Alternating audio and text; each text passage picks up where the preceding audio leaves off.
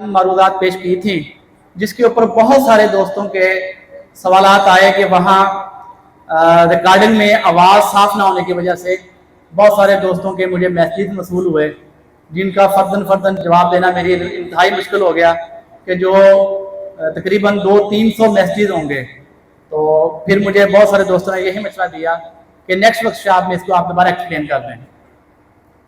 तो दोस्तों, शुगर आज कल के दौर की सबसे बड़ी बीमारी, या इस तरह कह लें कि हर दूसरा तीसरा बंदा इसमें मुलव्वस हो रहा है, और इसमें ज़्यादातर जो इसमें दखल है वो हमारे लाइफस्टाइल का। ठीक है, जब तक हम देहातों में रहते थे तो रात का खाना जब हम असर के टाइम खा लेते थे तब तक किसी को शुगर नहीं थी। ये अल्हम्दुलिल्लाह मैं 90 से प्रैक्टिशनर हूँ। मेरे अब्बा जी रहमतुल्लाह अलैह पटवारी थे, फीस बिल्ला हिकमत करते थे। मेरे दादाजी भी थे हकीम, मेरे परदादा जी भी थे, नाना जी थे। ये अल्लाह पाक का करम और फजल है कि ये हमारी चौथी नस्ल में ये दाखिल हो चुकी है। 400 साल से हमारा अल्हम्दुलिल्लाह इनके साथ ताल्लुक है।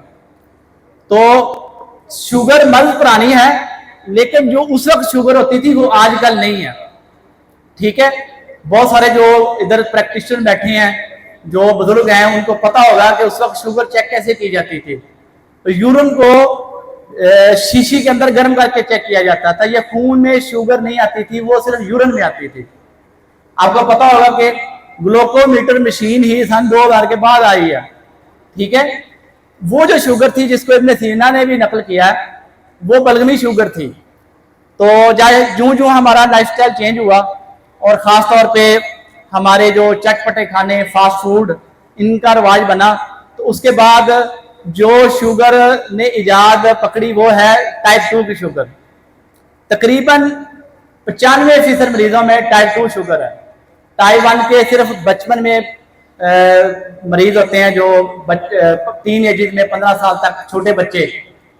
और जो टाइप 2 के शुगर के मरीज हैं वो भी आखिर में जाकर टाइप 1 में इसलिए कन्वर्ट हो जाते हैं कि इनकी इंसुलिन की पैदाइश में कोई कमी नहीं होती। लबलबा एक्स्ट्रा इंसुलिन पैदा कर रहा होता है, लेकिन इंसुलिन रेजिस्टेंस होने की वजह से लबलबा बार बार इंसुलिन की मिकदार बढ़ाता रहता है, वर्क करते करते थक जाता है। तो उसके बाद ये टाइप 1 में कन्वर्ट हो जाती है।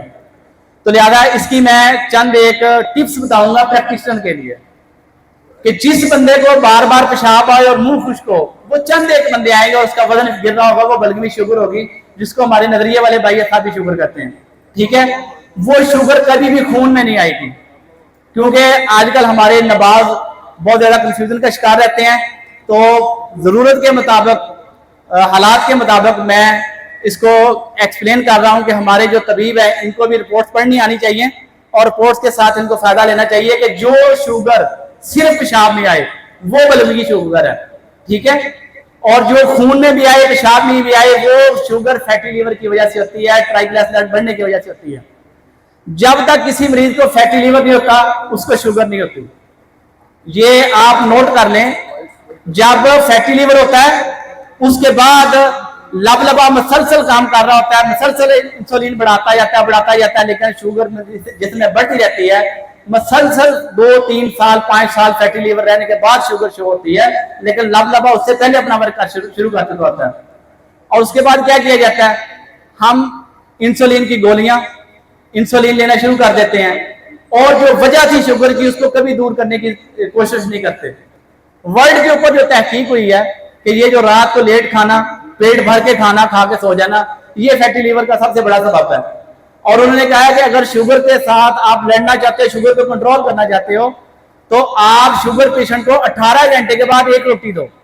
अगर वो दूसरी रोटी खाने से भाग गया तो उसका मेदा कार्ड कितना छोटा कर दे तो दूसरी रोटी वो खा ही ना सके, फिर आप शुगर को कंट्रोल कर सकते हो।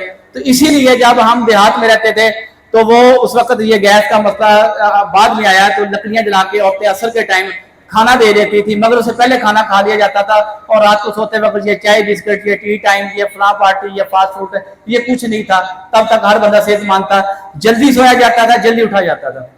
तो लिहाजा जो टाइप 2 के मरीज हैं वो इंसुलिन ले लें, गोलियां ले लें, शुगर को 100 पे रखें, 110 पे रखें, उनके एंड पे जाके गुर्दे भी खराब होते हैं, उनकी इंसुलिन की मिकदार भी बढ़ती जाती है, और उनके साथ बाद में गुर्दों के मसाइल, हार्ट के मसाइल ये बढ़ते इसलिए जाते हैं कि हम अपना लाइफस्टाइल चेंज नहीं करते। तो मैंने अल्हम्दुलिल्लाह पिछली वर्कशॉप में कहा था कि शुगर जो है ये उस वक्त काबिल इलाज है, 1 2 4 खुराकों का मसला नहीं, जब तक आप अपना लाइफ स्टाइल चेंज नहीं करते।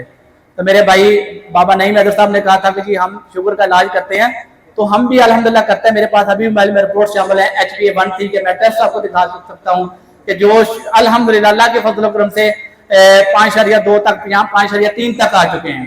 ठीक है, लेकिन मसला ये है कि एक इलाज है कार्बोहाइड्रेट का बंद कर देना। जब मरीज कार्बोहाइड्रेट खाएगा ही नहीं तो उसकी शुगर तो गिर जाएगी। मसला यह है कि वो कार्बोहाइड्रेट भी यूज करे और फिर भी शुगर ना बढ़े, तो सबसे पहले फिर आपको फैटी लीवर का इलाज करना पड़ेगा, TG को नॉर्मल करना पड़ेगा।